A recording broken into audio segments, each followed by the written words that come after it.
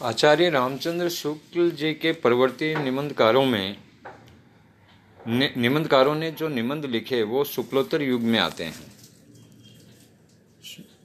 आचार्य रामचंद्र शुक्ल परवर्ती निबंधकारों में आचार्य हजारी प्रसाद द्विवेदी, नंद दुलारे Vajpayee, Vasudev Sharan Agrawal, Shanti Prasad Dwivedi, doctor Nagendra, Jainendra Kumar, doctor Satyendra, doctor Vinay Mohan Sharma, doctor Ramvilas Sharma, Prabhakar Machwe, Hilachandra Joshi, Chandrabali Pandey, Rambriksh Benipuri, Ramdhari Singh Dinkar, Shivdan Singh Chauhan, Prakash Chandra Gupt, Devendra Satyarthi, Kanhaiyalal Mishra Prabhakar, doctor Bhagwat Sharan Upadhyay, doctor Bhagit Mishra, doctor Padam Singh Sharma Kamlesh, Vishambharnath Manav, doctor Ramratan Bhatnagar आदि प्रमुख रूप से उल्लेखनीय हैं।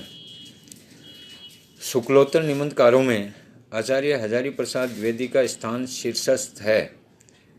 उनके अनेक निबंध संग्रह प्रकाशित हुए, यथा अशोक के फूल, कल्पलता, विचार और वितर्क, विचार परवा, कुटुज आदि।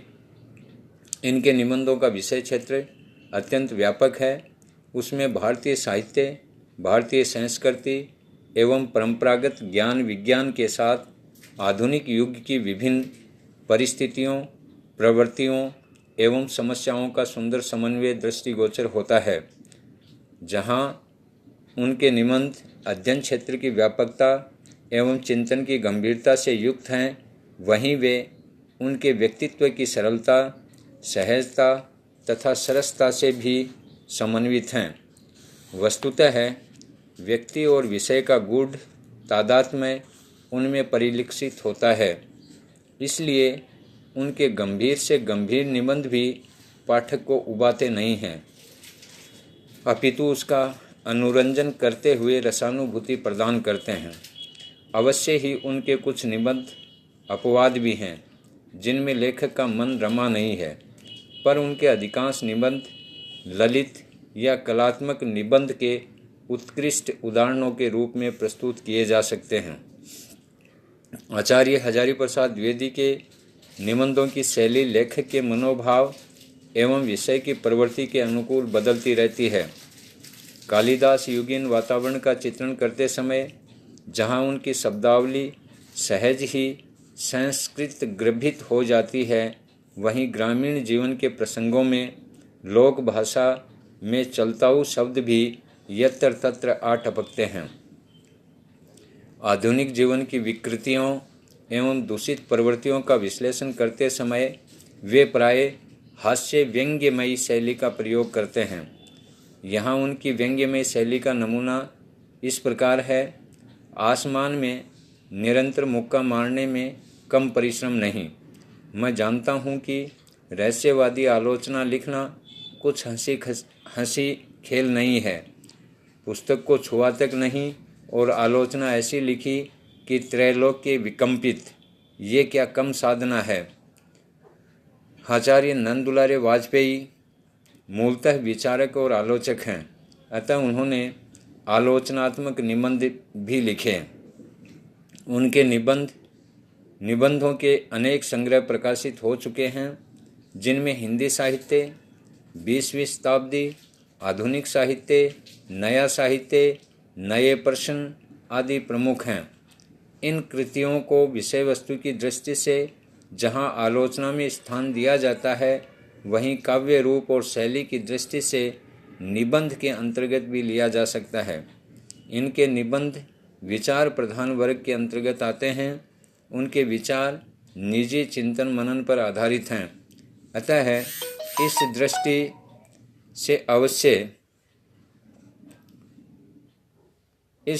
से अवश्य उन पर व्यक्तित्व की छाप है, किंतु उनके प्रतिपादन शैली विषय के साथ इस प्रकार बंधी हुई विचारों से जकड़ी हुई है कि उसमें व्यक्तित्व की स्वतंत्र सत्ता का आभास प्राय नहीं मिलता। जहाँ उनका विचार अत्यंत गंभीर हो जाता है, वहीं उनकी शैली भी गूढ़ एवं बोझिल हो जाती है। वस्तुतः इस दृष्टि से वे आचार्य रामचंद्र शुक्ल की परंपरा में आते हैं। उनकी शैली की बौद्धिकता एवं तार्किकता उच्च स्तरीय पाठकों को बौद्धिक आनंद प्रदान करती है। भारतीय संस्कृति एवं पुरातत्व संबंधी विषयों पर निबंध रचयिताओं में डॉक्टर वासुदेव शरण अग्रवाल का स्थान महत्वपूर्ण है।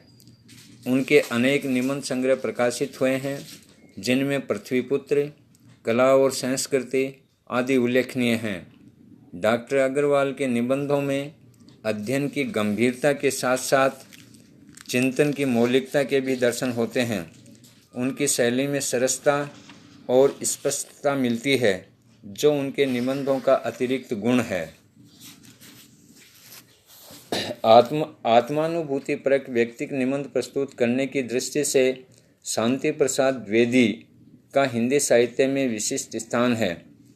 इनके विभिन्न निबंध संग्रह प्रकाशित हो चुके हैं, यथा जीवन यात्रा, साहित्यिकी, हमारे साहित्य निर्माता, कवि और काव्य, संचारिणी, युग और साहित्य, सामयिकी आदि।